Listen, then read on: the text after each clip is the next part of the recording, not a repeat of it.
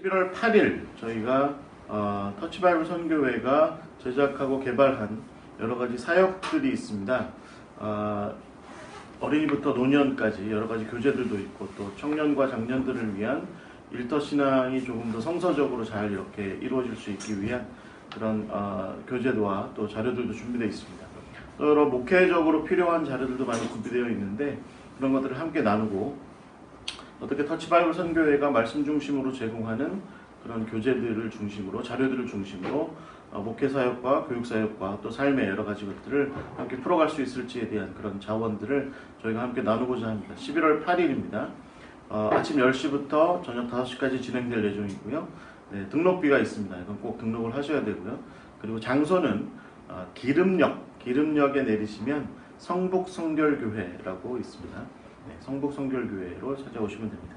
지금 아마 유튜브를 보시는 분들은 자막이 이렇게 나오고 있을 겁니다. 여러분 많이 참고해 주시고 혹시 궁금한 사항이 있으시면 11월 8일 저희 터치바이블 사역 세미나 기도해 주시고 함께 해 주시고 동참해 주시면 감사하겠습니다.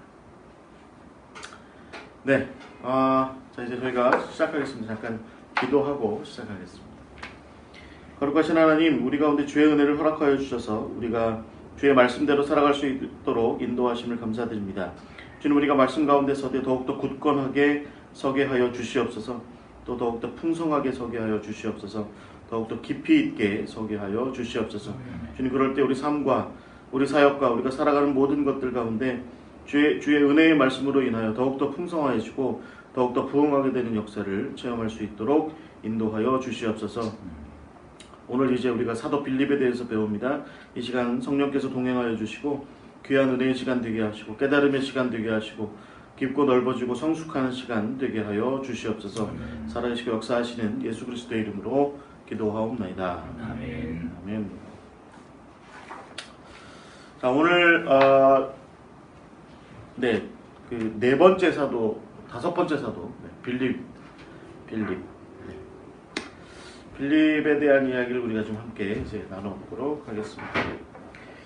2006년도에 에밀리 프로닌이라고 하는 분과 리 로스라고 하는 두 학자가 아주 흥미로운 심리 결과를 하나 조사한 결과를 발표했어요. 한 7개 정도의 실험을 했는데 그 실험의 핵심이 뭐냐면 사람이 자기가 가진 식견과 생각에 대해서 얼마나 고집스러운지에 대해서 한번 살펴본 거죠.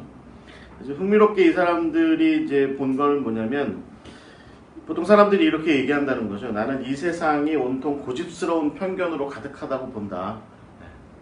여러분 어떠세요? 저도 그렇습니다.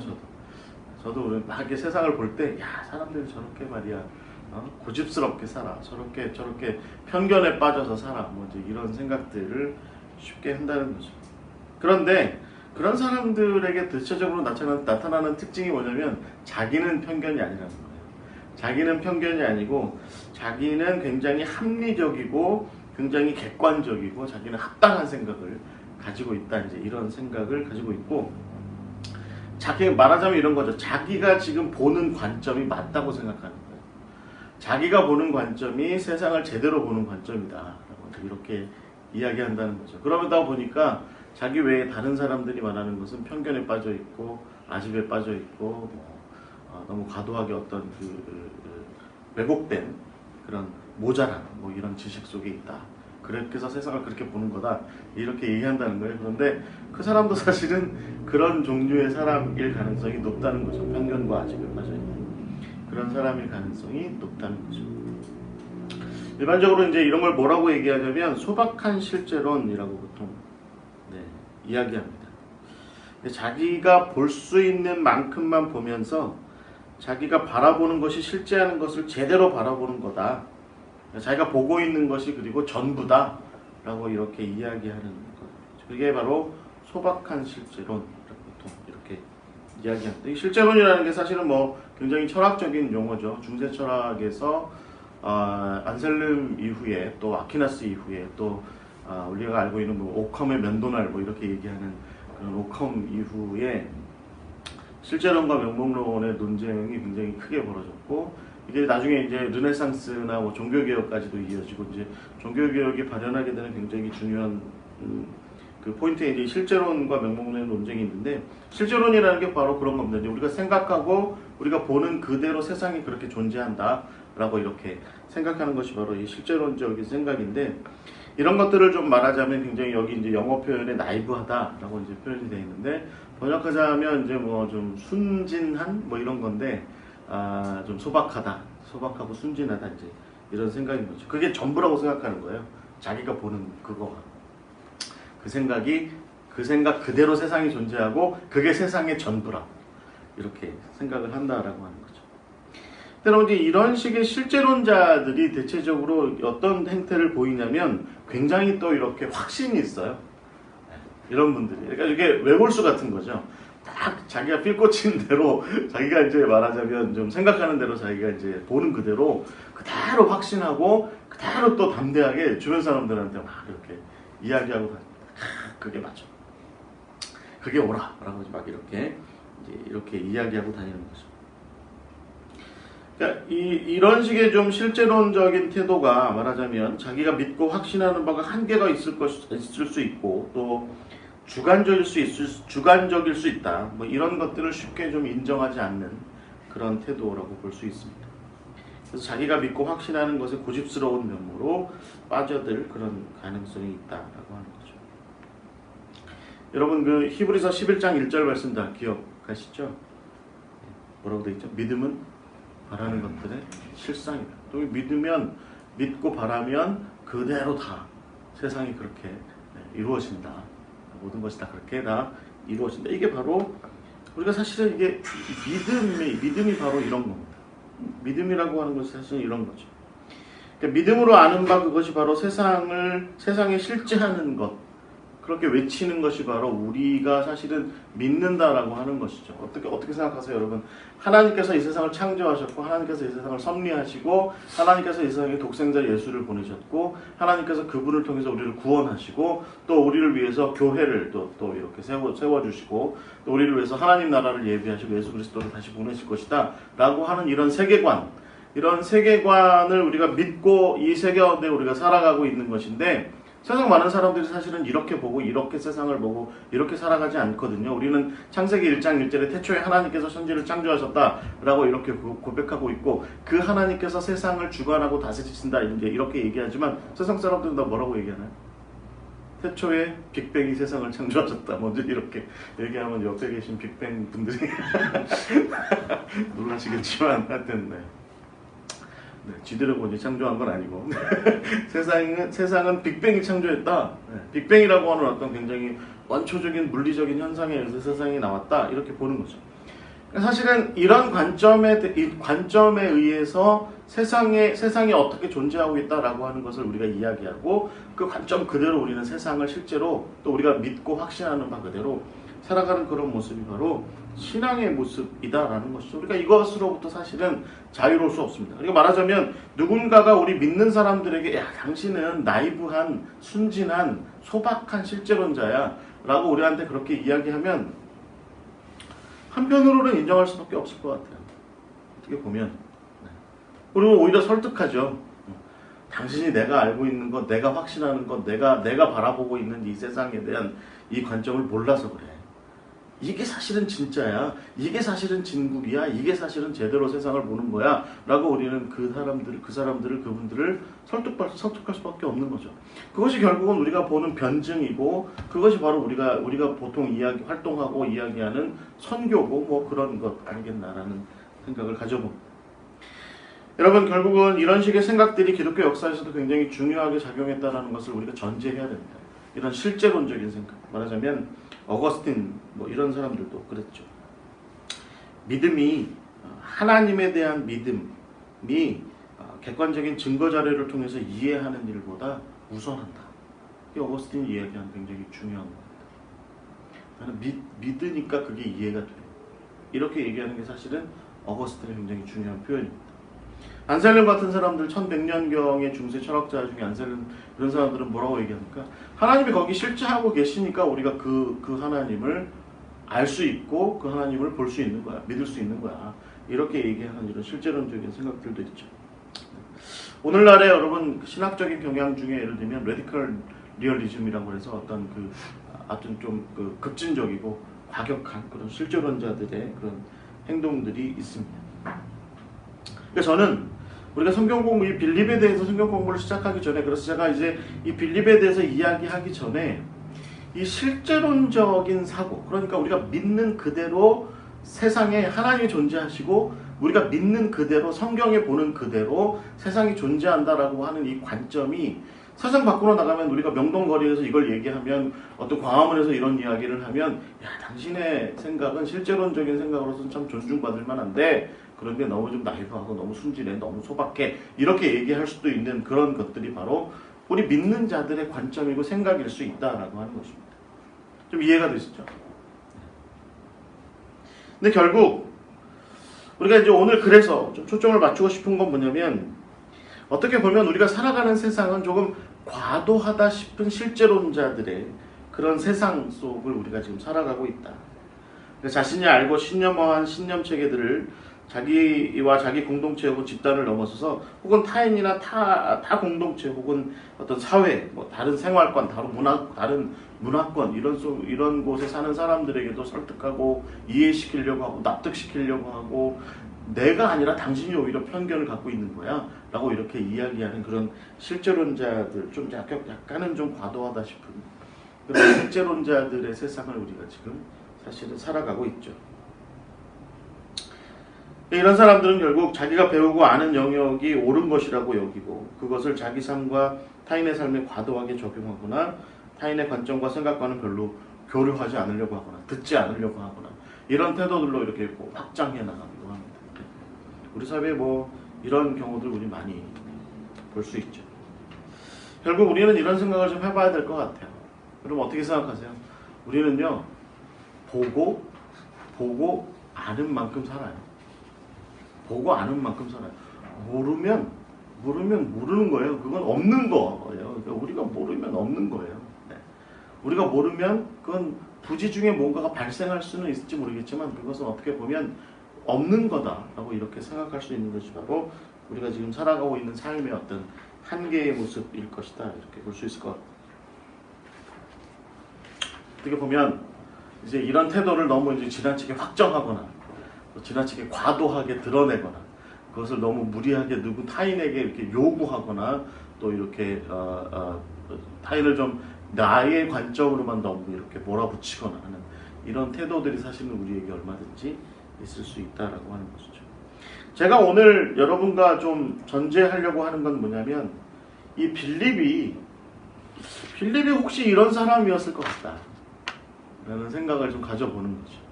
보는 만큼만 살고 자기가 확신하는 만큼 안에서만 이렇게 살아가는데 보고 확신하는 거, 알고 확신하는 그것에 대해서는 정말 맹렬하고 담대하고 아주 확신 있게 담대하게 행동하는 그런 모습이 있는 그가 바로 빌립일 것 같다라는 생각입니다. 제자 공부하면서 이런 빌립 이런 사람들을 좀 약간 좀 성격적 구분으로 매도하는 것 같은 좀 그런 느낌이 좀 있긴 하지만 사실은 우리가 잘 모르죠. 빌립의 전체를 어떻게 알겠습니까? 하지만 우리가 성경을 통해서 알 수 있는 것은 뭐냐면 그가 바로 이런 종류의 좀 말하자면 고지식한 고집스러운 이런 사람이 아니었을까라는 생각을 가져보는 것이죠. 그는 자신이 배우고 경험하여 확신하는 바에 대해서는 강한 자신감과 사명감을 가진 사람이었고 그것을 자기 외에 타인에게 전파하는 일에 대해서도 주저함이 없는 그런 사람이었습니다. 빌립은 그가 알고 마음에 품은 바를 굳세게 간직하고서 그것을 주변에 전하려고 했죠.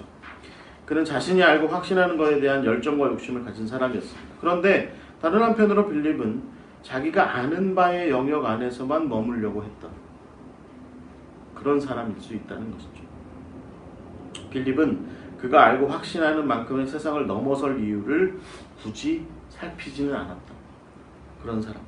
그는 끝내 자신이 확신하는 것의 한계를 넘어서서 하나님께서 십자가 은혜로 펼치시는 그가 생각하고 그가 바라보았던 것보다는 크고 넓은 그런 세상으로 나아가는 일에 대해서는 좀 주저했던 그런 사람이 바로 빌립의 모습이 아니었을까 생각을 가져봅니다. 어떻게 주제가 좀 관심이 있으신가요? 빌립. 네. 저희 사무실에서 어저께 좀 대화를 하면서 저희가 그 영상도 좀 찍고 그랬는데 아 누구 같아 막 이렇게 얘기하고 그랬습니다. 누가 빌립 같아 뭐 다들 앉아가지고 아 맞아요 누가 빌립 같아. 저도 생각해 아내 친구 중에 누가 그런 빌립 이런 빌립 같은 모습이 있고 또 뭐 우리 선배 목사님이나 후배들 중에 뭐 어떤 사람이 이런 사람의 모습이 있는 것 같아 이런 얘기를 했지만 막상 자기라고는 얘기 안 하는 거죠. 누구도 아 내가 빌립 같아 이렇게 이야기하지는 않더라고요. 우리가 바로 이 소박한 실제론에 빠져있는 그런 모습이 아닌가 싶습니다. 네, 빌립입니다. 빌립이라고 하는 사람은 사랑이라고 하는 뜻을 갖고 있죠. 필로에서 오죠. 필로. 헬라어입니다. 그러면 이제 이 헬라어식 이름의 어떤 왜 이렇게 이름이 지어졌는지에 대해서는 뭐 밝혀지지 않은 채로 그냥 있는 사람이 또 안드레가 있죠. 이 두 사람이 그런데 같은 동네 출신입니다. 같은 마을, 같은 도시 출신이에요.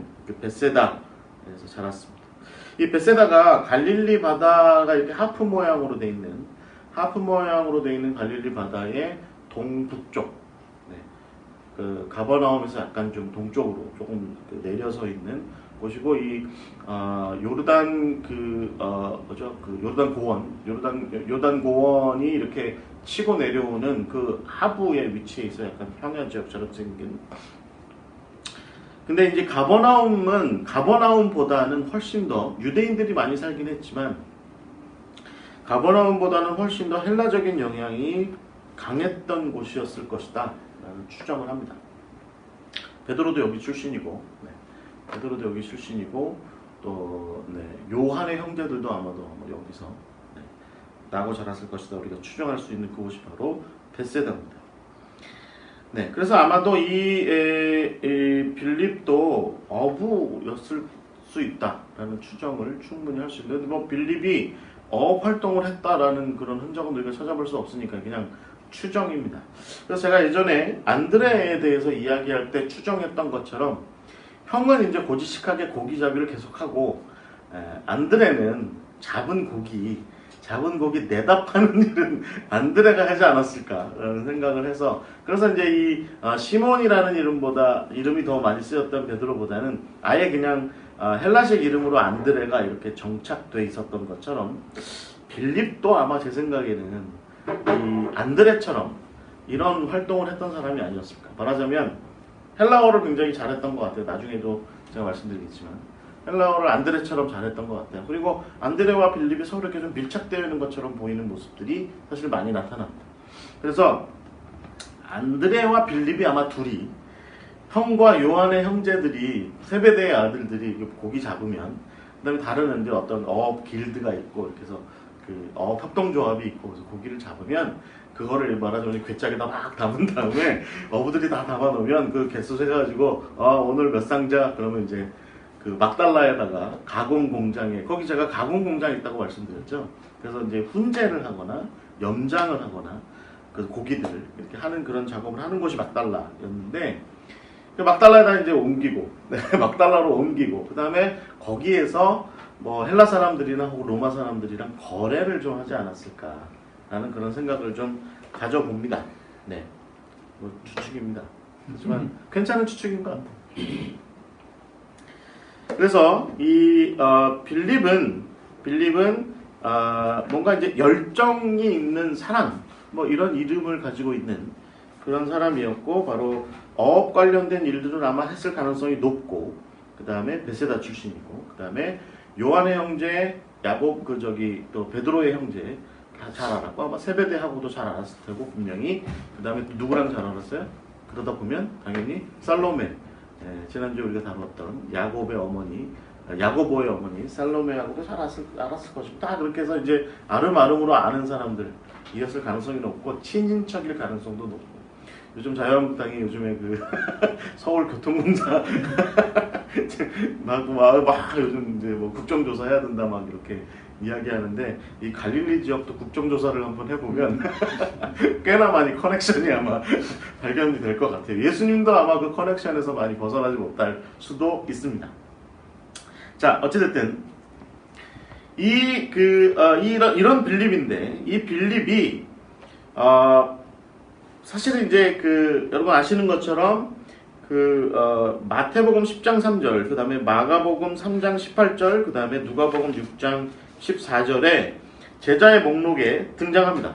공간복음서에 이렇게 목록에 등장해요. 중간쯤에 나옵니다. 제가 말씀드렸죠. 제자 그룹은 보통 넷 이렇게 나눕니다. 그래서 앞에 4명, 뒤에 4명, 중간 4명, 뒤에 4명.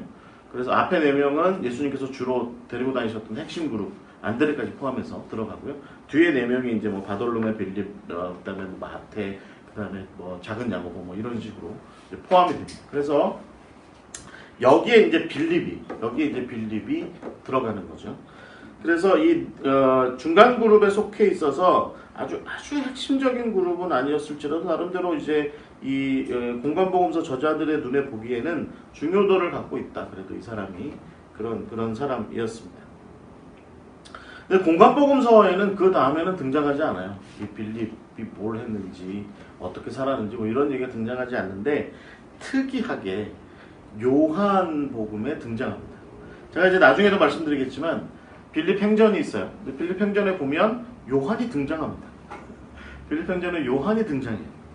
그래서 저는 이 아마 요한 공동체나 아니면 요한의 공동체나 아니면 요한하고 개인적으로도 나름대로 이렇게 좀 커넥션이 있는 그런 사역을 많이 했던 그런 사람이 아니었을까라는 생각을 가져볼 수 있습니다.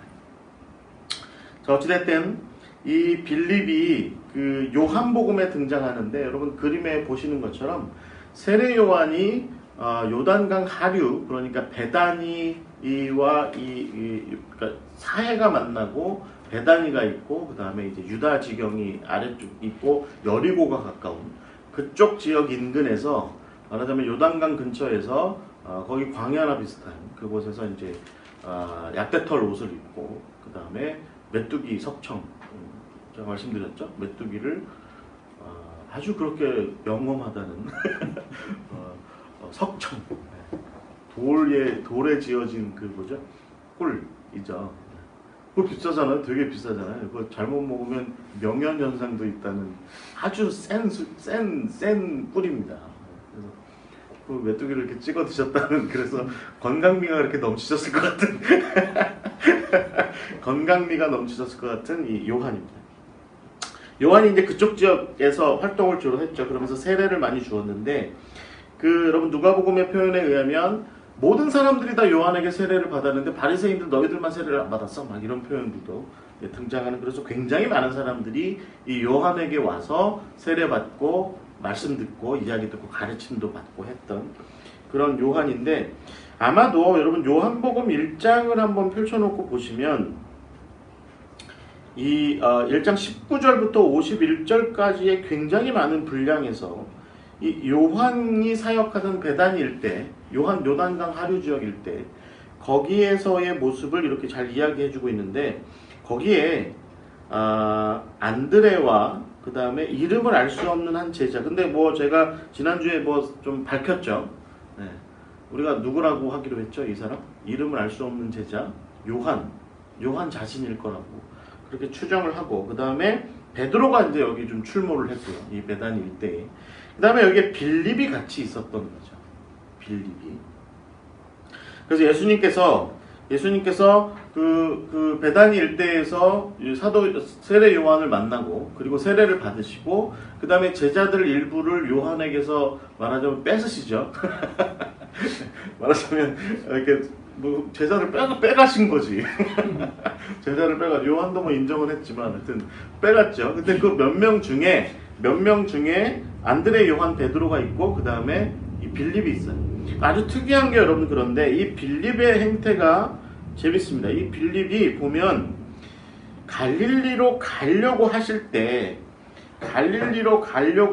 때 그때 이제 이 빌립이 나타나요. 43절에 보시면. 그러니까 얘기의 정황이 이렇습니다. 예수님께서 베다니, 요단강 근처 베다니로 오셨어요. 세례 요한이 사역하시는 그곳으로 오셔서 이제 당신의 사역을 시작하려고. 그리고 나서 이제 세례 요한에게 세례 받으시죠. 그 다음에 하늘이 열리고 이는 내 사랑하는 자라 너희는 이 사람의 말을 들어라. 뭐 이런 음성도 들으시고 비둘기가 이제 이렇게 날면서 베드로 예수님 머리 위에 임하시고 성령이 충만하시고 그리고 나서 거기 이제 며칠을 계셨던 거죠, 말하자면.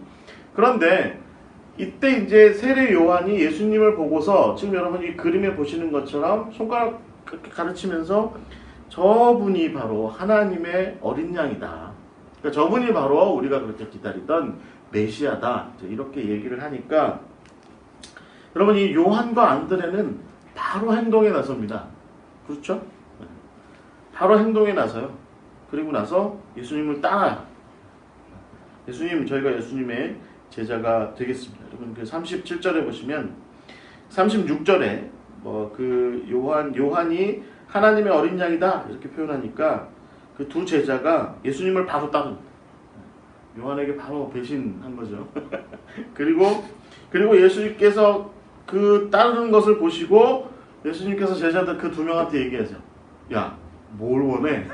왜 날 따라다녀? 라고 이렇게 물으시니까 랍비여 어디 계십니까? 라고 이렇게 묻자 예수님께서 와서 보라 라고 얘기하고 39절에 보시면 그들이 그날 거기에 예수님께서 계신 거기에 함께 있었다 라고 이렇게 기록됩니다. 말하자면 예수님의 제자가 이제 확실하게 된 거죠. 그리고 요한의 말을 듣고 예수를 따르던 사람 중에 하나가 시몬 베드로의 형제 안드레인데 그가 자기 형제 시몬을 찾았대요.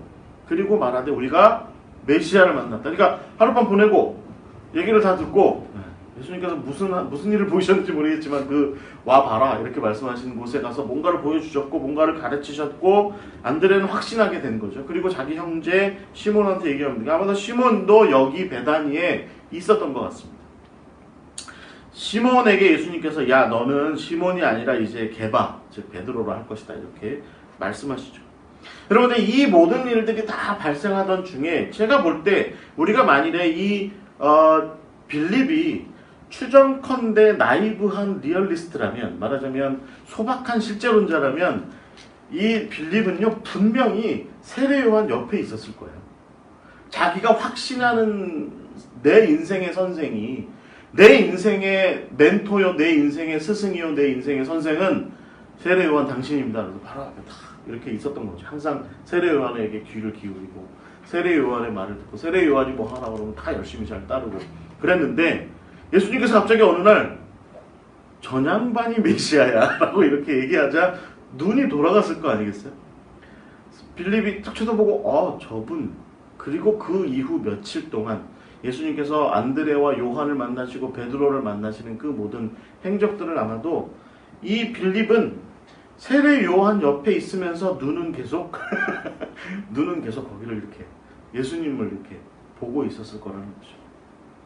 아주 특이하게 여러분 43절에서 우리가 이런 추정을 할 수 있게 합니다. 여러분 43절에 보시면 어떻게 되어 있습니까? 이튿날 예수께서 갈릴리로 나가려고 하셨대요. 그러니까 베다니에 계시다가 이제 갈릴리로 가려고 하시는 거죠. 갈릴리로 가려고 하시는 그 와중에 빌립이 나타난 거예요. 그럼 우리가 이제 어떻게 추정할 수 있을까요? 간단하죠. 말하자면 예수님께서 이제 예수님께서 아마 속으로 그렇게 하셨을 수도 있죠. 저 녀석이 언제 올까? 저 녀석이 언제 올까라고 이렇게 생각하시다가 안 오네. 내가 그러면 제스처를 취해야 되겠다. 그리고서 떠나려고 하는, 그러니까 뭔가 좀 꾸러미를 꾸리시고 정리를 하시고 이제 떠나려고 하는 그런 행동을 하자 빌립이 계속 세례 요한 옆에 있으면서 예수님을 주시하고 주목하다가 가시네. 이거 안 되겠다. 이대로 두면 안 되겠다. 그러고 싶어서 벌떡 일어나서 예수님께 갔다고 우리가 추정할 수 있는 거죠. 그리고 나서 예수님께서 빌립을 보자마자 뭐라고 말씀하세요? 너는 나를 따라라. 세례 요한 말고 나를 따라라. 이렇게 말씀하신 거죠. 그 빌립은 결국은 이게 빌립을 좀 이해할 수 있을 것 같아요. 우리가 만약에 이 빌립을 소박한 실제론자라고 생각을 하면, 그래서 자기가 보는 만큼의 세상만 이렇게 살아가는 그런 사람이라고 한다면, 예수님은 지금 자기가 보고 있는 세례 요한을 중심으로 보고 있는 세상 바깥에 계신 거예요. 그러니까 그게 눈에 들어오긴 했는데 자기는 늘 자기가 알고 자기가 믿고 자기가 확신하는 바대로만 살고 있으니까, 즉 세례 요한에게 초점을 맞춰서 늘 살고 있는데 그 바깥에 계신 예수님, 그 바깥에, 그 자기가 살고 있는 영역 바깥에 계신 예수님을 보자 이제 어찌할 바를 모르게 되는 거죠. 어떻게 해야 되지? 그러나 나는 여전히 세례요한 옆에, 그러나 나는 여전히 세례요한과 더불어, 그러나 나는 여전히 세례요한이 가르친 대로 이 가르침 안에서 여기서만 살면 돼라고 생각했지만 눈은 자꾸 돌아가는 거죠. 눈은 자꾸 돌아가는 거죠. 그래서 결국 다른 세계로 나아가는 일에 관련해서 상당히 좀 어줍지 않게 이 사람은 좀 소심한 태도를 보였던 겁니다. 그래서 마지막에 결국 예수님께서 떠나려고 하는, 이제 베다니를 벗어나서 갈릴리로 가려고 하시는 그 모습을 보자 이 빌립이 쫓아가는 거죠. 아이고 예수님, 저도 좀 잘은 아직은 제가 당신을 잘 모르겠는데, 그런데 지난 며칠 동안에 당신의 그 하신 일들을 가만히 보니까 제가 좀 따라봐야 될 것 같습니다. 라고 이렇게 조심스럽게 예수님의 길에 들어서고 있는 그가 바로 빌립입니다. 이 베다니에서 갈릴리로 가는 길이 그래도 좀 길죠. 네, 꽤 깁니다. 그래서 요단강 따라 이렇게 가도 길 자체는 그렇게 어렵고 힘들지는 않지만 그래도 상당히 긴 길입니다. 며칠 걸렸을 테고. 이 며칠 걸리는 그 길 내내 아마 예수님께서 빌립을 충분히 설득하셨던 것 같습니다. 그래서 이 빌립은 갈릴리에 도착할 때쯤 돼서는 아마 이제 예수님 중심의, 자기를 가르치고 자기에게 보이신 예수님 중심의 삶으로 다시 이렇게 굳건한 어떤 확신이 생겼던 모양입니다. 그러자 그가 어떤 행동을 합니까?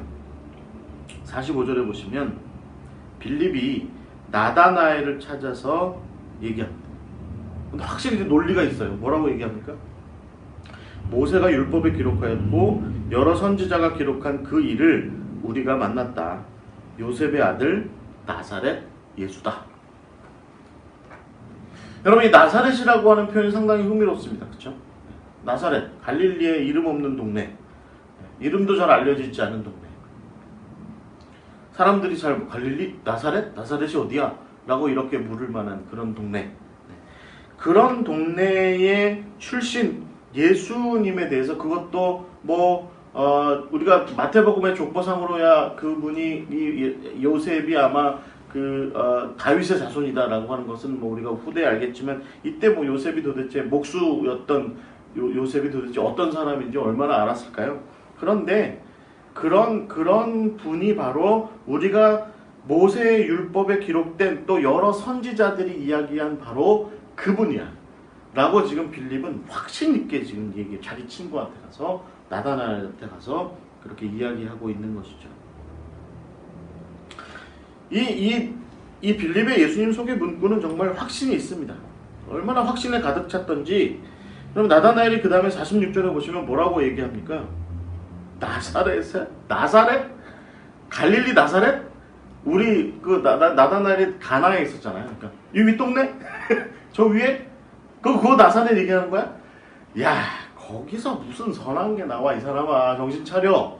라고 얘기하는데, 그때 빌립이 예수님께서 제자들 앞서서 안드레와 요한에게 하셨던 와서 봐라 라고 말씀하신 그 말을 똑같이 지금 이야기하는 것이죠. 와보라. 자기는 이미 봤다는 겁니다. 나는 이제 내가 봤고 내가 알게 됐고 내가 확신하게 되었으니까 너도 와서 봐라. 그러면서 자기의 이 소박한 실제론, 순진한 실제론 속으로 나다나엘을 끄집어들이는 거죠. 나다나엘에 대한 문제는 우리가 앞에서 바돌로메에서 다루었던 것처럼 또 예수님께서 빌립하고는 다른 방식으로 다른 채널로 아주 의미 있게 그를 제자로 세우시는 그런 모습을 우리가 볼 수 있습니다.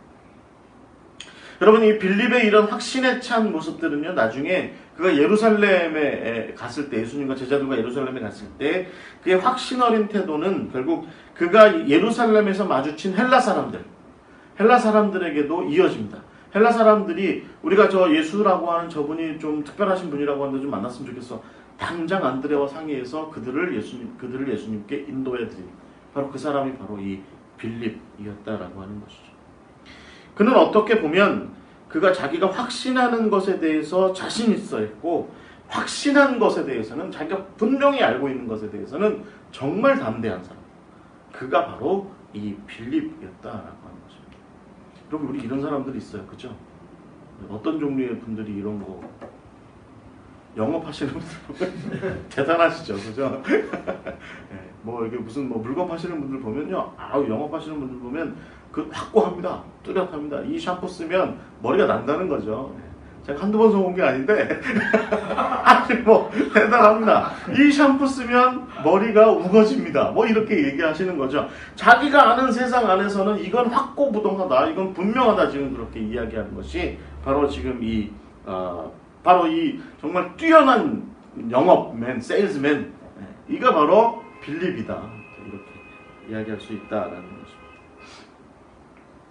근데 이제 좀 예수님 편에서 보면 좀 걱정스러운 부분이 있어요. 확신하고 굉장히 담대하고 자기가 확신한 것에 대해서는 정말 굽힘없이 담대하게 정말 밀어붙이는 거 정말 확실하게 내가 빌립 저 친구한테서 볼 수 있는데, 근데 좀 걱정스러운 부분도 있는 거죠. 뭐가 그렇게 걱정스러울까요? 사실은 그게 다가 아닌데, 그렇잖아요.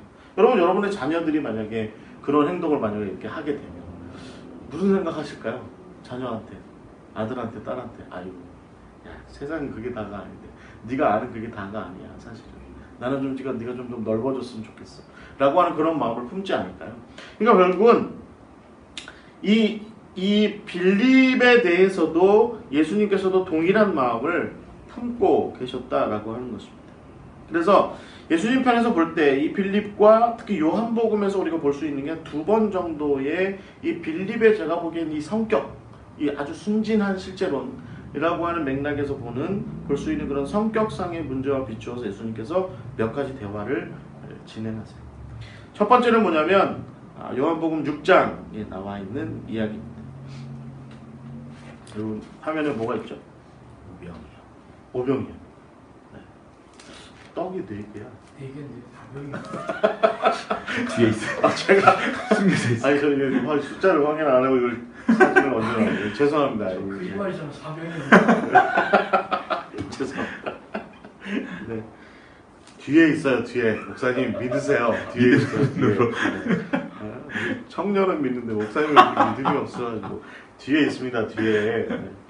자, 오병이어의 기적을 일으키셨다. 그래서 5,000명을 먹였던 그 사건이 있을 때 다른 복음서하고 다르게 예수님께서는 빌립에게 접근하세요. 이제 당신께서 앞으로 하실 일들은 충분히 이제 계획을 해두셨고, 뭐라고 말씀하시냐면 이렇게 많은 사람들이 있는데 우리가 어떻게 이 사람들을 먹일 수 있을까? 라고 이렇게 묻습니다.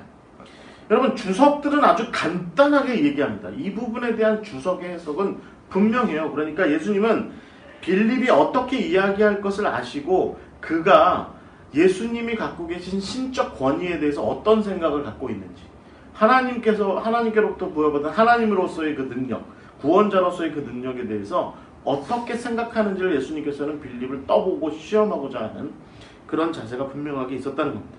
빌립은 여러분 6장 7절에 요한복음 6장 7절에 보시면 아주 분명하죠. 우리가 예상했던 빌립의 모습 그대로 분명하게 이야기합니다. 계산기 막 합니다. 그래서 뭐라고 얘기합니까? 6장 7절에 보시면 200데나리온의 떡이 부족하리이다. 200데나리온의 떡.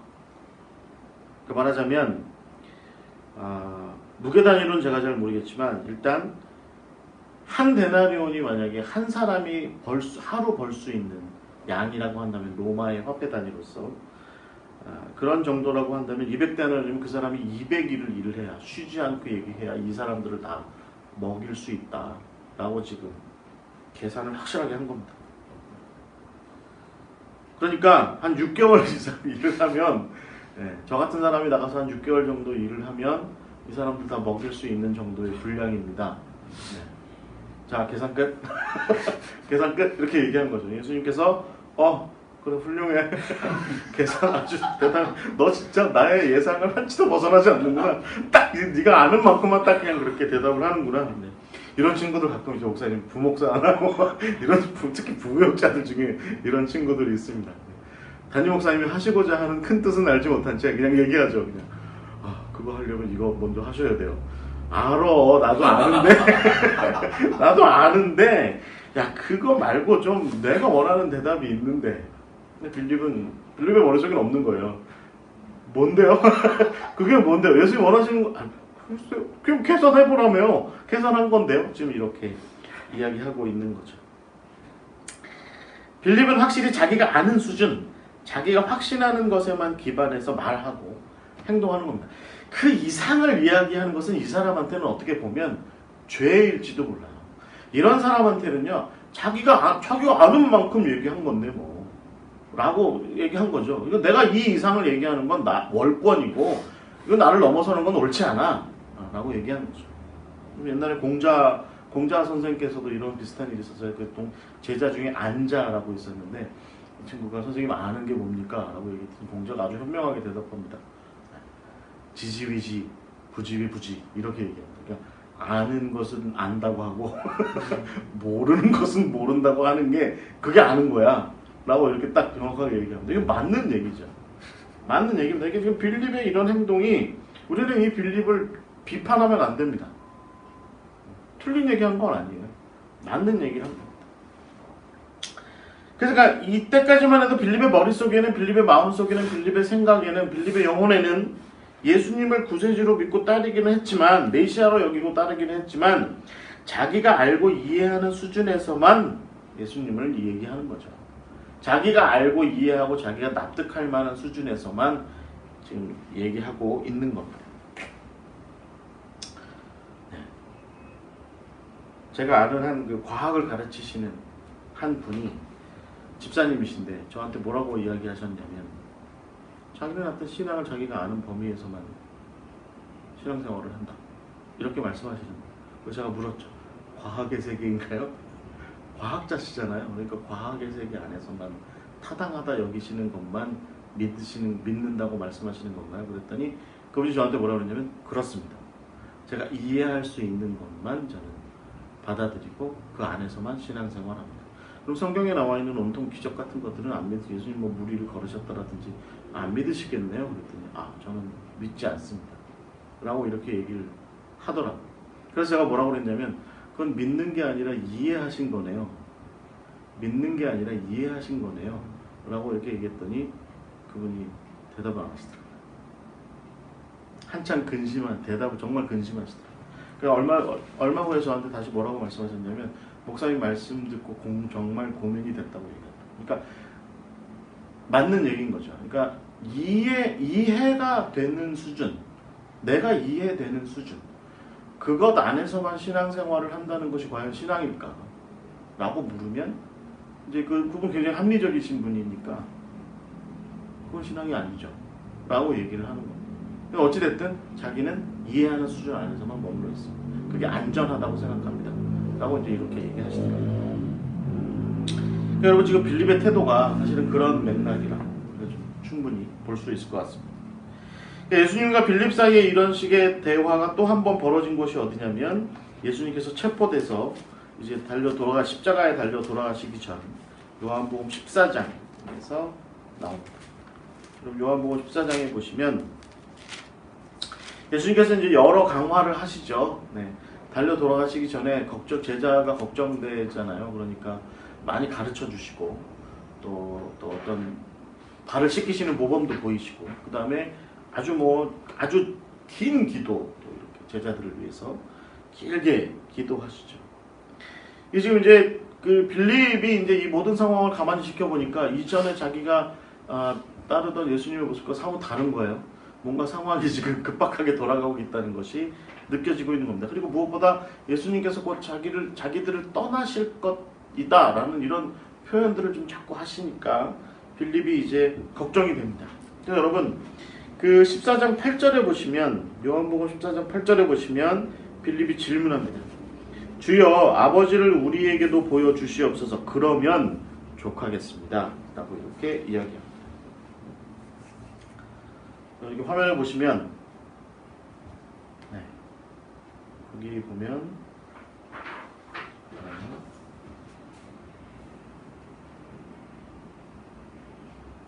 여기 빌립입니다.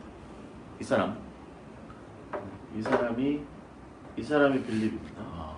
손가락으로 이렇게 하고 있죠? 뭐라고 하고 있는 거예요? 나에게도 보여주세요. 나에게도 보여주세요. 어떤 분들은 이거 다 지금 제자들이 뭐라고 하는 거냐면 그 팔자가 저입니까? 뭐 이거 얘기하는 거라고 얘기하는데 뭐 그럴 수도 있고 뭐 그림이잖아요. 그러니까 뭐 그림은 보는 대로 해석하는 겁니다. 네, 그 작가의 의도는 무시해도 됩니다. 그러니까 일단 이 빌립은 지금 뭐라고 얘기하는 걸까요? 아버지를 우리에게 보여주시옵소서. 이렇게 지금 이야기하고 있는 거예요. 그러니까 이 빌립이 예수님께서 마지막 가르치심을 잘 이렇게 듣다 보니까 무슨 생각이 들까요? 지금 자기를 불안하게 만드는 거죠. 자기를 불안하게 만드는 거예요. 그러자 빌립은 자기에게서 굉장히 중요한 문제, 거기로 돌아갑니다. 즉, 자기 확신의 과제로 돌아가고 있는 겁니다. 내가 확실하게 붙잡을 수 있는 것. 예수님께서 만약에 안 계시다고 한다면 내가 당신을 메시아로 믿는 그분으로서 내가 그 믿음과 확신을 계속해서 유지할 수 있는 안전장치. 그게 뭐냐면 당신의 아버지 하나님을 나에게도 좀 보여주십시오. 그리고 뭐라고 얘기해요? 저한테 그렇게 해주시면 제가 만족하겠습니다. 라고 얘기합니다. 그렇죠. 나는 실제론자입니다. 나는 내가 보는 만큼 살아가고요. 내가 아는 만큼 살아가고요. 내가 확신하는 만큼 살아가요. 저한테 그 이상을 말씀하시는 건 좀 어려운 문제거든요. 그런데 지금 이제 예수님이 저한테 안 계시다고 한다면 제가 조금 더 예수님께서 저한테 그동안 가르쳐 주시고 이해시키시고 납득시키시고 나를 이끌어 주셨던 그 삶을 제가 살 터인데 저로 하여금 그것을 조금 더 분명하게 붙잡고 살아갈 수 있도록 좀 뭔가 좀 확신할 만한 것을 더 하나도 좀 저한테 주시면 좋겠습니다. 이렇게 얘기하는 거죠. 예수님께서 깝깝한 듯이 쳐다보고 뭐라고 말씀하세요? 9절에 보시면 야 빌립아 내가 이렇게 오랫동안 너와 함께 있었는데 네가 나를 그렇게 알지 못하냐. 나를 본 자는 아버지를 본 거야. 근데 어떻게 왜 나한테 아버지를 보이라고 하냐. 내가 아버지인데 뭘 그렇게 자꾸 따져 라고 이렇게 지금 빌립에게 이야기합니다. 빌립은 결국 지금 안전하게 자기가 확신하는 것, 자기가 분명하게 아는 것의 그 안전한 자리, 거기를 좀 보장받기를 그것을 지금 요구하고 있는 거죠. 그러니까 빌립은 결국은 내가 알고 있는 것을 더욱더 굳건하게 하는 것, 내가 믿는 것을 더욱더 굳건하게 하는 것, 내가 확신하는 것을 더욱더 굳건하게 하는 것, 그것이 사실은 더 중요한 사람인 겁니다. 여러분 이런 사람들이 있습니다. 대화하다 보면 또 공부하다 보면 특히 학생들 중에도 이런 학생들이 있어요. 그러니까 선생님이 뭔가를 가르칠 때 자기가 기존에 알고 있던 지식의 구조, 지식의 나무와 전혀 다른 거 얘기하잖아요. 그러면 공부 잘하는 학생인 경우에 공부 못하는 학생들은 이런 거 이러지도 않는데 공부 잘하는 학생들 중에 이런 특성을 가진 친구들이 보통 어떻게 하냐면 자기가 알고 있는 지식의 나무가 이렇게 있는 선생님이 전혀 새로운 거 얘기하잖아요. 전혀 새로운 분야에 전혀 자기가 이제까지 접하지 못하고 알지 못하고 그러면 계속 질문해요. 계속 질문해서 자기가 알고 있는 지식의 나무의 가지를 하나 더 만들 터인데 그걸 안전하게 그 자기가 알고 있는 구조 속에 담아두려고 만들어 두려고 애를 씁니다. 공부 잘하는 애들 중에 이런 친구들이 있어요. 굉장히 실제론적인 행동을 하는 거죠. 그 MBTI에 보시면 그 성격 유형에 보시면 N보다는 S의 유형이 강한 사람들이 보고 이제 이런 특성입니다. 이런 분들하고 회의하면 피곤합니다. 저는 사실은 이 빌립이 잘 이해가 안 되는 스타일이거든요. 저는 N 쪽에 가까운 사람이라 저 같은 사람은 듣고 있으면 혼자서 앉아서 삼천리에 앉아가지고 그거 이거지 그래서 보이지 않는 내가 보이지 않고 내가 알지 못하는 내가 이해하지 못하는 것이라도 이해할 수 있는 여지를 충분히 가집니다. 저 같은 사람. 그런데 이 S들은 대체적으로 그렇지 않죠. 납득되고 이해되지 않으면 한 발짝도 앞으로 나가지 않습니다. 이런 분들이랑 앉아서 무슨 업무 회의를 한다든지 뭐 앉아서 사역에 대한 무슨 논의를 하면 피곤하죠. 그분이 납득될 때까지, 그분이 이해될 때까지, 그분이 설득될 때까지 회의는 계속됩니다. 그분이 지도면밀할 경우에. 그렇죠. 이런 분들 많이 계시죠? 이 빌립이 바로 그런 모습입니다.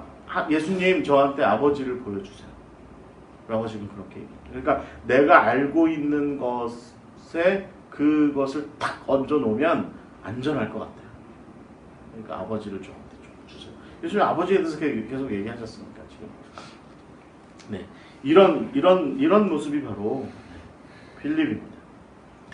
근데 어찌됐든 빌립이 나름대로 학습이 잘 된 사람이었다고 저는 봐요. 그러니까 제자로서 훈련이 굉장히 잘 된 사람이었다고 봅니다. 그래서 우리가 사실은 이제 이후 성경에서는 빌립을 볼 수 없습니다. 빌립을 알아낼 수 없습니다. 이후에 나오는 빌립이라는 양반은 다 집사 빌립입니다. 집사 빌립이에요. 사도행전에 등장하는 그 빌립은 다 집사 빌립이에요. 그리고 그 양반은 딸이 넷이고 이 빌립은 딸이 둘인가 그래요. 기독교 전승에. 그래서 서로 다른 얘기입니다. 그 딸들이 다 예언했대요. 근데 그래서 이게 섞여 있대. 특히 그 유세비우스는 교회 역사가 유세비우스는 이 두 빌립을 헷갈렸습니다. 실제로 자기 저술에 이 둘을 섞인 채로 얘기하는 경향이 있습니다. 그래서 한 사람은 이벤젤리스트 전도자 빌립이라고 얘기하고요. 이 양반은 에포슬 그러니까 사도 빌립이라고 얘기합니다. 저희는 개신교니까 성 빌립 이렇게 얘기 안 하죠. 나도 성스럽고 그 사람도 성스러운 거예요. 모두 다 성스럽습니다. 그러니까 우리는 성 빌립 이렇게 얘기 안 하고 여러분 특히 개신교에 계신 분들이 이 표현 잘 쓰셔야 될 것 같아요. 성 빌립 이렇게 얘기 안 하고 사도 빌립, 제자 빌립 아니면 집사 빌립 아니면 전도자 빌립 이렇게 얘기하면 서로 다르게 얘기하는 거죠. 자, 어찌됐든 성경 이후에 등장하는 특히 사도행전에 등장하는 빌립은 우리가 지금 다루고 있는 빌립은 아닙니다. 이후에 성경에 등장하지 않는데요. 특이하게 2, 3세기경의 영지주의 문서로 있는 그래서 나그 한마디에서 발견이 되죠. 그래서 보통 우리가 나그 한마디 이 문서들이라고 보통 얘기하는 거기에 이런 문서가 하나 있어요. 베드로가 빌립에게 보낸 편지라는 게 있습니다. 그 내용은 일단 그 내용의 대부분은 예수님께서 지금 여러분 화면에 보시는 것처럼 감람산에서 예수님께서 제자들을 마지막으로 가르치신 이야기로 다 들어있어요. 내용은. 그런데 그 얘기의 시작점에 이런 게 있는 거예요. 베드로가 빌립한테 지금 편지를 보내는 거예요. 왜 보냈냐면 빌립이 예수님께서 부활하신 후에 부활하셨다는 것을 알게 되자마자 자기 혼자 사역자로서의 길을 떠납니다. 자기 혼자 길을 떠나. 그러니까 이 사람은 자기가 확신하는 게 있으니까 부활하셨어? 야, 그러면 전도하러 가야 돼. 그럼 나간 거예요. 그러니까 빌립이 그 다음에 제자들과 합류하지 않았다는 거죠. 그러니까 베드로가 예수님 가신다잖아요. 그러니까 40일 계시고 왜 가시잖아요. 하늘로 올라가시잖아요. 그러니까 베드로가 다 있는데 빌립만 없어요. 그러니까 빌립한테 편지한 겁니다. 야, 빌립 어딨어? 전도하고 사역하는 거 좋은데 예수님 가신대. 좀 와봐. 그래서 빌립이 옵니다. 빌립이 와서 재밌죠? 빌립이 와서 감람산에 와가지고 제자들과 합류하고 예수님 가시는 걸 봤다는 겁니다. 그래서 마지막 이제 예수님 가시는 걸 보고 이제 아마도 제 생각에는 그래서 이제 베드로가 이제 꽁꽁 묶어가지고 맨날 빌립이 혼자 행동하니까 막 꽁꽁 묶어가지고 아마 다락방으로 데려가서 당신도 여기서 성령 받아. 그래가지고 제 생각에 빌립은 꽁꽁 묶인 채로 성령 받지 않았을까 싶은 생각이 있어요. 자, 그러니까 이게 빌립이 그러니까 말하자면 이 이야기도 사실은 빌립이 자기 계획과 확신만으로 살아가는 전형적인 자기 중심의 어떤 이런 사람이다. 이렇게 볼 수 있는 거죠. 이 베드로가 빌립에게 보낸 편지에서도 우리가 빌립의 모습을 그렇게 이해할 수 있습니다. 그러면 이후에 빌립은요 바돌로메와 행동을 같이 합니다. 그리고 동생이 미리암이라고 하는 여자 동생이 있어요. 여동생이 있는데 같이 다녀요. 선교 사역을 하러. 그래서 터키 북부 지역, 스키타이 쪽이라든가 뭐 이쪽을 주로 다니고 그리스 위쪽을 다니기도 하고 그랬는데 나중에 이제 아테네에 갑니다. 그래서 이 기록에 의하면 이것도 이제 빌립 행전이라고 하는 약간 위경이죠, 위경. 빌립 행전이 있는데 지금 제가 이제 들고 있는 겁니다. 자, 요즘에 이거 세상 좋아졌어요. 다 이거 다운로드 됩니다. 영어지만 다운로드가 됩니다. 여기 빌립 행전, 이게 지금 이제 빌립 행전인데, 이 빌립 행전의 기록에 의하면 이 사람들이 여기저기를 전도 활동을 하고 다니다가 많은 이야기가 있지만, 이제 예를 들면 이제 아테네에 가요. 그래서 여기 기록에 의하면 500명의 아테네의 철학자들과 난상 토론을 합니다. 못 이겨요. 아테네 철학자들이. 이 사람들이 예루살렘에 편지를 보냅니다. 야, 너네 유대인 중에 빌립이라는 녀석이 와가지고, 바돌로메와 빌립이라는 녀석들이 와가지고 우리를 괴롭혀. 좀 데려가. 라고 이렇게 얘기합니다. 그래서 예루살렘에 있는 대제사장이 역시 500명을 데리고 아테네로 갑니다. 그래가지고 그 아테네에 가서 빌립을 이제 잡아오려고 그래요. 그러자 빌립이 능력을 씁니다. 빌립을 만지는 사람마다 다 손이 마르고, 그 다음에 특히 이제 대제사장은 빌립에게 막 저항하자 빌립이 한 번 외치니까 땅이 꺼져서 묻혀서 죽었다. 뭐 이렇게 나옵니다. 근데 실제로 빌립의 사역에 보면요, 땅 꺼져 죽은 사람들 얘기 좀 있어요. 저기 누구 저기 출애굽기에 나오는 어느 집안이죠? 제 생각은 고라. 그 집안처럼 땅 꺼져 죽는 뭐 이런 일들이 있습니다. 흥미롭죠?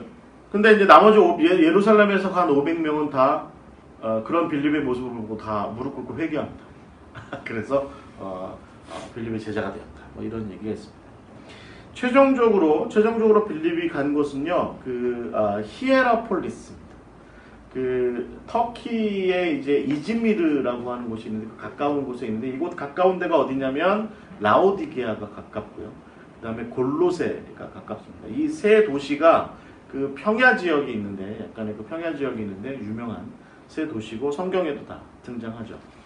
바울이 다 방문했죠. 방문했고, 바울은 아마 이 히에라볼리를 갔다는 얘기는 없는데 그래도 들렸을 거라고 봐요. 왜냐하면 거기 온천이 있거든요. 지금도 온천 유명한데, 파묵칼레라고 아주 유명한 온천입니다. 지금 뭐 온천물이 많이 말랐다고 하는데, 왜 그러냐면 물을 빼가지고 밑에 호텔들이 다 물을 갖다 써가지고, 실제로 파묵칼레는 물이 별로 없고 한데, 이 히에라폴리스가 바로 이 온천으로 유명한 곳입니다. 그래서 여러분 라오디게아에게 보낸 라오디게아 교회에 보낸 편지에 보면, 너희가 차지도 덥지도 않다, 뜨겁지도 차지도 않다, 이런 표현이 나오는 게, 골로새 쪽에서는 차가운 물이 흘러 들어가고, 그 다음에 이 파무칼레, 그러니까 히에라폴리스 쪽에서는 뜨거운 온천물이 흘러오는데, 이게 뒤섞여가지고 라오디게아 사람들은 뜨뜻미지근한 물을 항상 먹었대요. 뜨뜻미지근한 물. 그리고 우리 김일권 목사님 요즘에 성경 공부 인도하시는데 들어보니까 그 물이 물맛이 맛이 없다고요? 물맛이 없었대요. 구역질 날 정도였대요.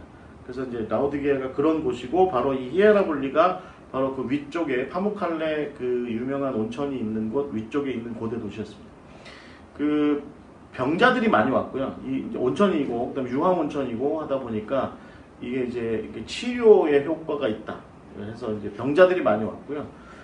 특히 이제 눈 안질이 심한 사람들이 많이, 그래서 제가 바울은 분명히 여기 갔을 것 같아요.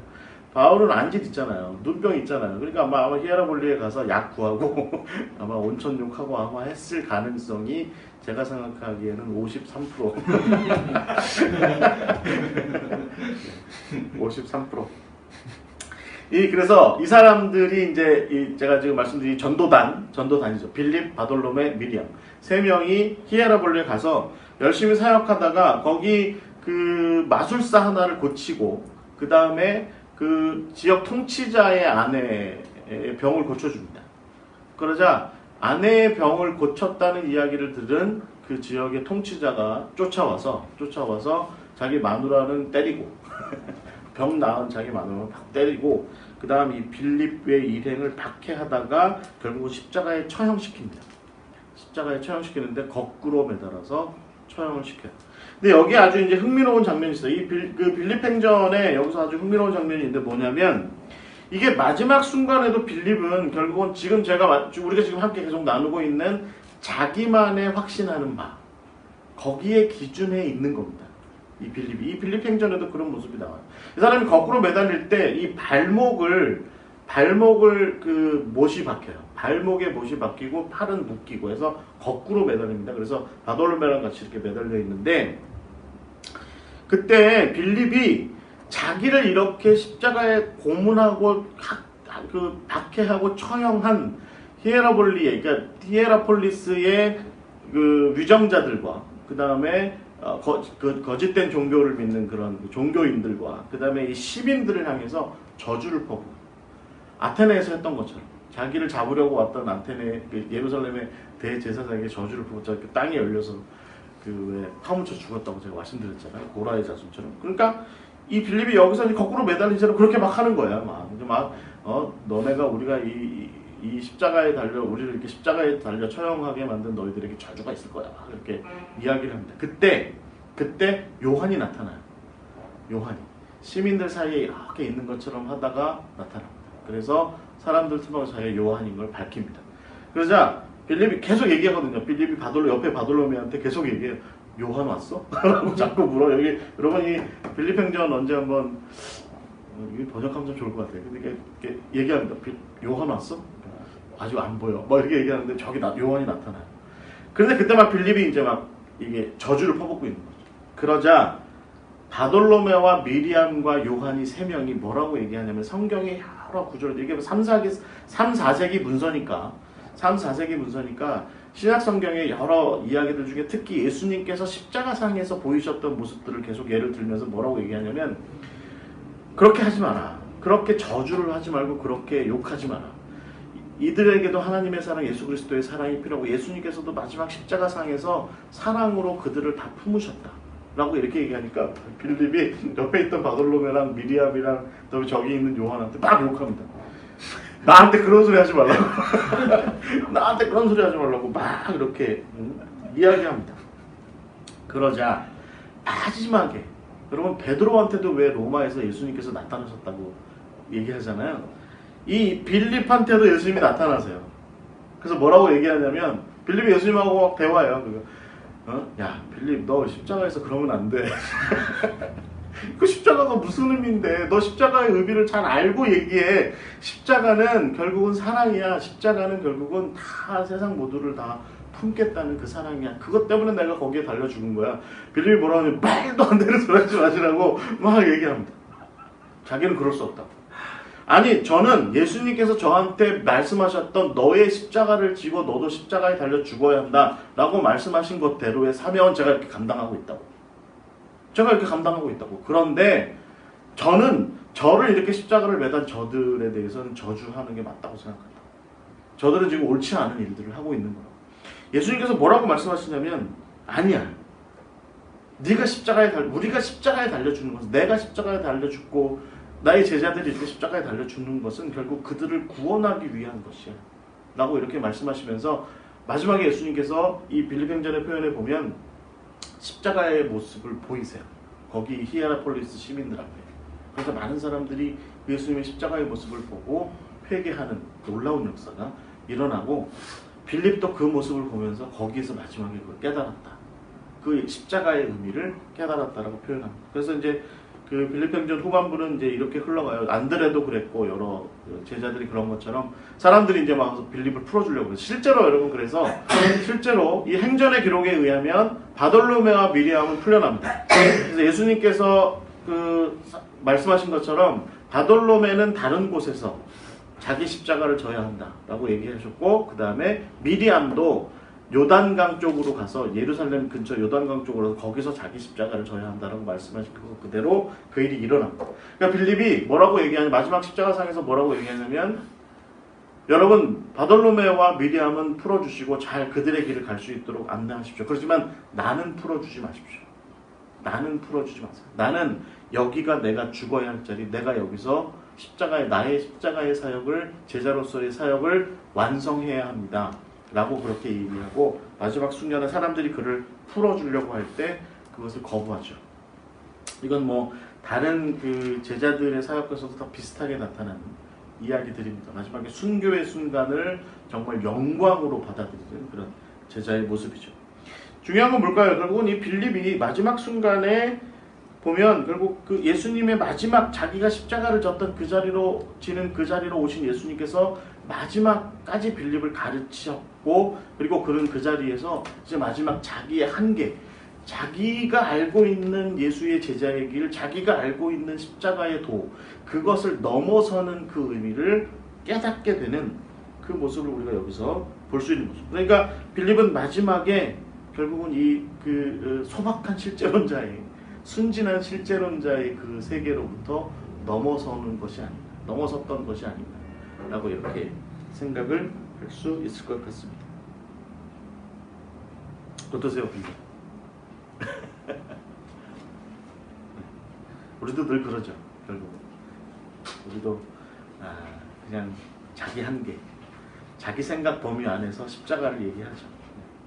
자기 생각 범위 내에서 늘 이런 생각하죠. 주님, 제가 요 십자가는 지겠는데 요 십자가는 못 지겠습니다 라고 얘기를 한다든지, 아니면 제가 십자가는 지겠는데 그것까지는 안 하겠습니다. 제가 십자가를 지고 예수님처럼 그렇게 나아가겠습니다. 그렇지만 그놈은 용서 못하겠습니다. 뭐 이런 식의 자기 한계, 자기 범위 내에서 늘 이렇게 생각하지만, 우리 예수님은, 하나님께서는 우리한테 늘 우리에게 보여주시는 것은 뭐냐면 그걸 넘어서라 라고 말씀하시는 거죠. 그래서 저는 우리가 빌립에 대해서 배울 수 있는 중요한 어떤, 빌립을 좀 정리하자면 그런 것 같아요. 확신은 하되 한 걸음만 더 나아가라 라고 이렇게 이야기할 수 있을 것 같습니다. 제가 이거 안 보여드렸네요. 여러분, 히에라볼리에 거기 가시면 빌립의 무덤이 발견됐습니다. 이거는 거의 확정적입니다. 실제로 사도 빌립의 무덤이라고 보통 얘기하고, 이게 아마 1세기, 2세기경에 만들어진 무덤이고, 빌립을 추모하는, 빌립을 많이 떠받드는 그런 교회에도 옆에 있고요. 하여튼 그래서 이것을 그 히에라볼리에 있는 빌립의 무덤이라고 보통 이렇게 이야기하는, 이것이 바로 이것이 지금도 남아 있습니다. 그 파무칼레에 가시면 온천 구경만 하지 마시고, 우리 김 목사님 갔다 오셨죠? 빌립 무덤 가셨나요? 네. 거기까지 걸어가셨어요? 걸어갔어요. 많이 올라가죠. 정말. 꼭대기까지 올라가죠. 거의. 저는 온천물에 발 담그고 빌립의 무덤은 쳐다만 봤습니다. 저기라고 그래서 거기에요. 그래서 어떤 분이 가자고 그러는데 여기가 좋사오니 저는 그랬습니다. 저는 거기 파묵칼레 온천물에 발 담궈 놓고 여기서 봐요 그냥 그랬어요. 네. 하여튼 빌립의 무덤이 그 히에라폴리스 저 위쪽, 저 언덕 위쪽에 이 빌립의 무덤이 있습니다. 네? 네, 가이드들이 보통, 왜냐면 자기도 거기까지 걸어가야 되니까 보통 얘기하면 차가 못 가거든요. 파묵칼레에서는 저쪽이라고. 네네. 근데 가면 좋아요. 네, 가면 되게 좋대요. 가면 빌립에 대한 이런 이야기들도 좀 같이 나누고 하면 참 좋죠.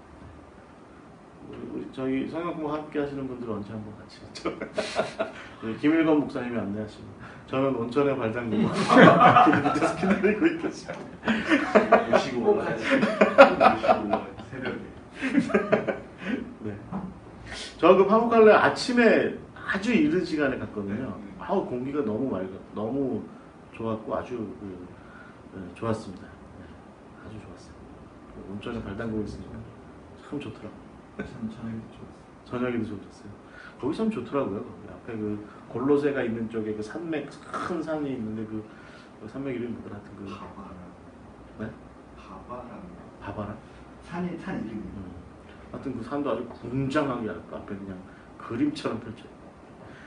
윤아 씨가 언제 한번 나왔나 참 또 가야지. 같은 방송. 그때는 안 괴롭힐게요. 자, 이제 저는 두 가지를 좀 이야기를 좀 하려고 그래요. 첫 번째는 뭐냐면, 빌립은 첫 번째는 확고한 신념의 사람이었다라고 하는 것이죠. 그는 한 가지를 알려고 하면 그것을 확실하게 알고자 하는 사람이었던 것 같습니다. 그는 그런 면에서 매우 신중한 사람이었습니다. 그는 베드로처럼 앞뒤 가리지 않고 덤벼드는 그런 성격은 아니었습니다. 그는 알기를 원하는 것은 내가 알고자 했다면 확실하게 알려고 했고, 알기를 원하지 않는 것에는 사실은 관심조차 가지지 않았던 사람이 바로 이 빌립이었습니다. 신중하면서도 한번 확고하게 확신한 것에 대해서는 단연코 흔들리지 않는 이런 빌립의 태도는 예수님께서 그를 제자로 세우신 결정적인 이유일 것 같습니다. 이후에 예수님 입장에서 보면 이게 빌립의 이런 태도가 다소 좀 고집스러운 그런 모습으로 보였을지라도 그러나 예수님께서는 그런 그를 사도로 세우시고 세상 끝까지 파송하셨습니다. 여러분 시편 16편 8절에 보면 내가 여호와를 항상 내 앞에 모시며 그가 나의 오른쪽에 계심으로 내가 흔들리지 않겠다. 흔들리지 않겠다 이렇게 얘기하는데 이런 노래가 바로 빌립의 노래가 아닐까 하는 생각을 가져봅니다. 히브리서의 저자가 이렇게 얘기하죠. 시작할 때 확신한 것을 끝까지 견고하게 잡고 있으면 그리스도와 함께 참여한 자가 될 것이다. 히브리서 3장 14절의 말씀입니다.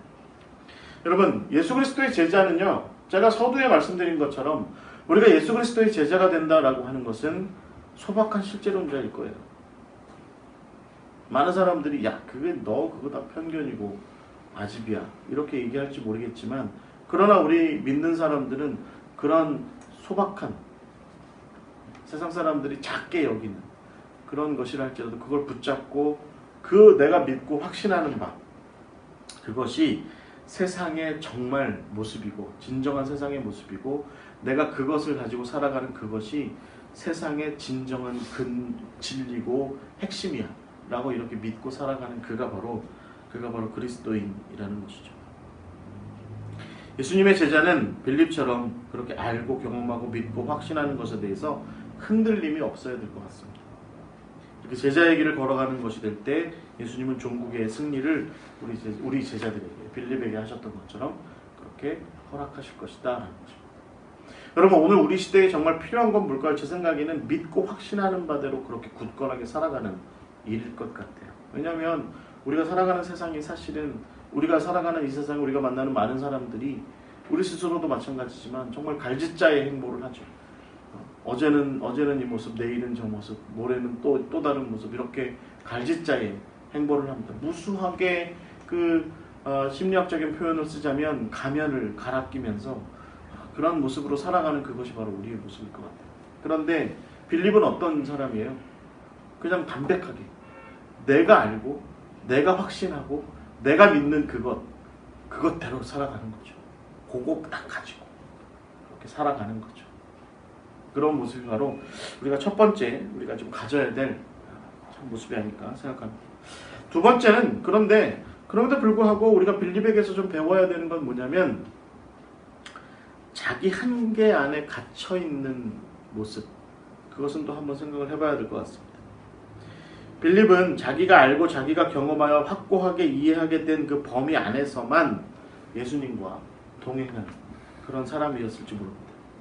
그래서 빌립은 언제나 예수님의 인간적인 그 경험 한계를 넘어서는 그런 일들 앞에서는 자기 문제에 노출되고 했던 자기 한계를 맞닥뜨리곤 했던 그런 사람이 바로 빌립이었습니다. 벳세다에서도 그랬고 또 마지막 식사 자리에서도 그랬고 여러분 우리가 빌립 행전에서 함께 나누었던 것처럼 마지막 그가 히에라볼리에서 순교할 때에도 사실은 우리는 그냥 자기가 알고 있는 십자가의 그 한계 안에 자기가 알고 있는 복음이라고 하는 것에 그 인식된 것의 한계 안에서 머물러 있는 그런 빌립의 모습을 보게 되죠. 이런 우리가 분명하게 알아야 되는 것은 뭐냐면 이런 제한된 모습은 결국 복음을 제한하는 것으로 이어질 수 있다는 것입니다. 그래서 바울은 항상 유대인들한테 그렇게 얘기하죠. 율법 아래 있고자 하는 자들아 너희가 진정한 율법을 듣지 못했느냐? 왜 너희들은 거기에만 늘 그렇게 갇혀서 있느냐? 라고 이렇게 비판합니다. 예수님께서 하신 유명한 말씀이 있습니다. 진리를 알지니 진리가 너희를 자유롭게 할 것이다. 제한된 한계 영역 안에서 머물러 있는 신앙인들에게 그 한계를 넘어서 미지의 새로운 세계로 나아가라. 이렇게 말씀하신 것이 바로 예수님의 권면이었다라고 하는 것이죠. 여러분 저는요. 성경이 이야기하는 것 중에 방향 중에 성경이 이야기하는 방향 중에 굉장히 우리가 좀 주의 깊게 살펴봐야 될 것들이 있다고 봅니다. 뭐냐면 하나님께서는 혹은 예수님께서는 당신의 사람들과 당신의 제자들을 불러서 세우셔서 보내실 때 그들이 잘 알고 있는 곳으로 보내신 게 아니라 그들이 잘 알지 못하는 미지의 땅으로 보내시는 경우가 훨씬 더 많았다는 거예요. 아브라함이 그랬잖아요. 여러분 아브라함 같은 경우 대표적이죠. 그가 익숙해 있던, 그가 너무나 잘 알고 있던 그의 상식이 통하는 곳으로서의 갈대아 우르 혹은 하란, 거기가 아니라 내가 너에게 명한 땅으로 가라. 네가 본토 친척 아비집을 떠나서 내가 너에게 명한 땅으로 가라. 이렇게 말씀하시는 것은요, 너의 한계 범위 안에 있지 말고 내가 말하는 새로운 지경으로, 미지의 지경으로 좀 가봐라. 이렇게 말씀하는 것으로 우리가 이해할 수 있습니다. 여러분, 그런 여행을 떠난 사람들을 우리는 성경의 곳곳에서 보게 됩니다. 우리는 요셉도, 혹은 야곱도, 또 다윗도 이런 사람들의 부류로 우리는 볼 수 있어야 될 것 같습니다. 예수님께서 제자들에게 말씀하시기를, 너희가 성령을 받고 권능을 받으면 예루살렘 너희들이 익숙한 곳, 온 유대 너희들이 익숙한 곳, 사마리아 너희들이 잘 아는 곳, 좀 미워하지만 땅끝, 그러나 거기는 너희들이 잘 모르는 곳. 그렇죠. 그래서 결국 여러분, 예수님의 제자들이 오늘날까지도 우리 남궁 목사님이 앞으로 나아가시고자 하는 그 길도, 그곳도 사실은 잘 아는 곳이 아니라 내가 이제껏 살아왔던 삶의 범위와 삶의 한계 안에서 내가 잘 아는 그곳으로 내가 나아가는 것이 아니라 사실은 내가 잘 알지 못하는 것, 전혀 알지 못하는 그 미지의 영역으로 나아가는, 그것이 바로 하나님께서 우리를 제자로서, 예수님의 제자로 이끌어 가시는 곳이다. 그런 것이죠. 예수님의 복된 소식은 어떻게 보면 우리가 설정한 한계 범위 안에 갇혀 있어서는 안 될 것입니다. 예수님의 진리된 복음은 오히려 우리로 하여금 스스로 설정한 한계를 넘어서도록 인도하는 것입니다. 그것이 바로 예수님의 참된 진리, 그것의 진면목이다라는 것이죠. 여러분, 지금 이 빌립의 모습을 한번 보세요. 곱상하게 생겼어요. 이거 어디서 보니까 빌립이 이렇게 나와 있더라고요. 곱상하게 생겼는데 고집스럽게 생겼어요. 우리가 이제 이 성경 공부를 하고 나니까 얼굴이 좀 보이는 거예요. 약간 고집스럽게 생겼다. 미간을 딱 이렇게 인상을 살짝 쓰고 있는 빌립의 모습이 약간 좀 신경증이 좀 있어 보이는 자기가 아는 범위 안에서만 살아가야 되는데 그것을 넘어서는 뭔가가 다가오면 뭐야? 라고 이렇게 좀 거부할 태도를 늘 가지고 있는 그런 빌립의 모습입니다. 마지막 정리를 좀 하겠습니다. 철학자인 루드비 비트겐슈타인이 이렇게 얘기했습니다. 내가 지금 사용하는 언어가 내가 살아가는 세상을 제한한다.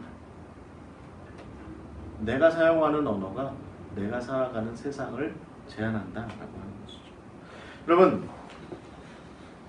이렇게 제한된 세상 안에서 우리가 첫 번째 좀 생각해야 될 것은 뭐냐면, 그런 제한된 세상 안에서 우리에게 주어진 세상을 알차게 의미 있게 잘 꾸려가는 그것도 사실은 우리에게 굉장히 중요한 일일 것 같아요. 오늘 우리가 살아가는 세상에서 내가 살아가는 세상도 다 알지 못한 채 내가 살아가고 내가 꾸려가고 있는 이 세상에 대해서도 뭔가 근면함과 성실함을 이루지 못한 채 내가 알지도 못하는 세상으로 나아가고자 하는 그것은 어떻게 보면 책임 없고 회피하는 이런 태도로 보일 수 있습니다.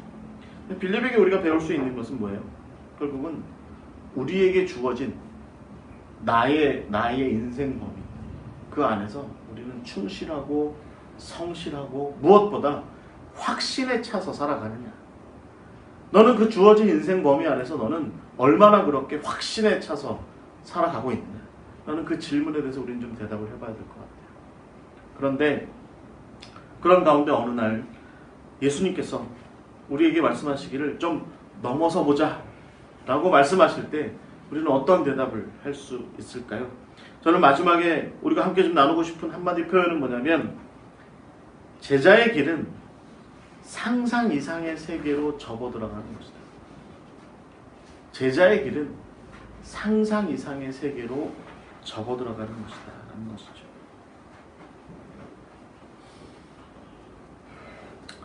빌립은요, 여러분 지금 화면에 보시는 빌립, 그렇게 히아라볼리를 향해서 이렇게 길을 떠나고 있는 빌립의 이 모습은요, 그 마지막 순간 자기가 그제까지 지켜왔던 제자도의 범위를 넘어서 있는 예수 그리스도의 십자가를 그는 보았죠.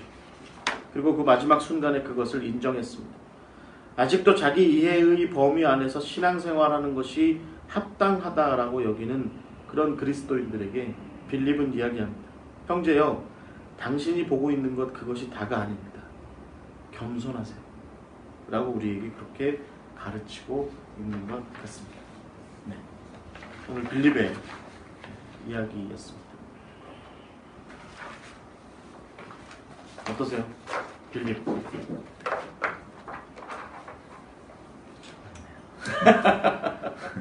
네, 우리 유나 씨는 고백했습니다. 나 같아요. 라고 고백했습니다. 그럼 우리 모두가 사실은 빌립의 모습이 있죠. 이거 뭐 성격적으로 제가 좀 이렇게 빌립을 좀 몰아세워서 그렇긴 한데, 그러나 뭐 우리 자신에게 항상 그런 이런 빌립과 같은 그런 모습이 늘 있습니다. 하나님께서 우리가 익숙해하는 곳으로부터 넘어서도록 하실 때 우리는 어떤 태도를 보이는가? 제가 빌립을 통해서 한번 생각을 해봐야 될 것 같습니다.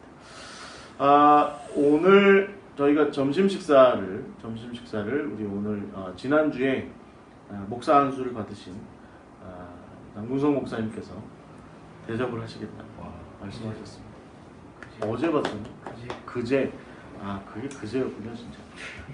그저께 이제 막 따뜻하게 목사가 되신. 네. 잉크도 안 발랐습니다. 네, 잉크도 아직 안 발랐고, 저 남궁성 목사님의 저서는 아무에게도 아직 축복을 하지 않은 저서입니다. 네, 그래서 누구든지 가셔서 머리를 그 손에 대미시고, 막달라 마리아처럼 혈루병 걸린 여인이 나왔던 것처럼 축복을 받으시기 바랍니다. 자, 오늘 그렇게 점심 식사를 좀 나누실 거고요. 오늘 그래서 오늘 식사하는 시간에 우리 남궁성 목사님 목사 안수 받으신 축하를 좀 하는 시간도 좀 갖도록 하겠습니다. 다른 질문이 없으시면 배가 고픈 관계로 마치도록 하겠습니다. 하나님 감사합니다. 오늘도 우리에게 빌립을 통해서 주의 제자도를 배웠습니다. 주님, 빌립처럼 주어진 영역 안에서, 한계 안에서, 범위 안에서 성실하고 신실하게 하여 주시옵소서. 그러나 때로 우리가 빌립처럼 그 한계를 넘어서라 라고 말씀하시는 명령을 들었을 때에는 우리가 주님 주저하지 않고, 알지 못하더라도 미지의 영역이라 할지라도, 그래서 두렵고 떨리더라도 주님 주저하지 않고 주께서 복음으로 여시는 그런 새로운 세상으로 담대하게 나아갈 수 있도록, 그런 제자가 될 수 있도록 우리를 인도하여 주시옵소서. 오늘 성경 공부 가운데 함께 하심을 감사드립니다. 성령께서 주장하여 주시옵소서. 다음 다시 만나는 시간까지 온전하게 우리를 지켜주시고, 다음 시간 우리가 함께 나누는 그 이야기들 가운데에도 성령께서 동행하여 주시옵소서. 우리가 진리를 더욱더 깊이 깨우칠 수 있도록 인도하여 주시옵소서. 예수 그리스도의 이름으로 기도하옵나이다. 아멘. 아멘. 감사합니다. 감사합니다.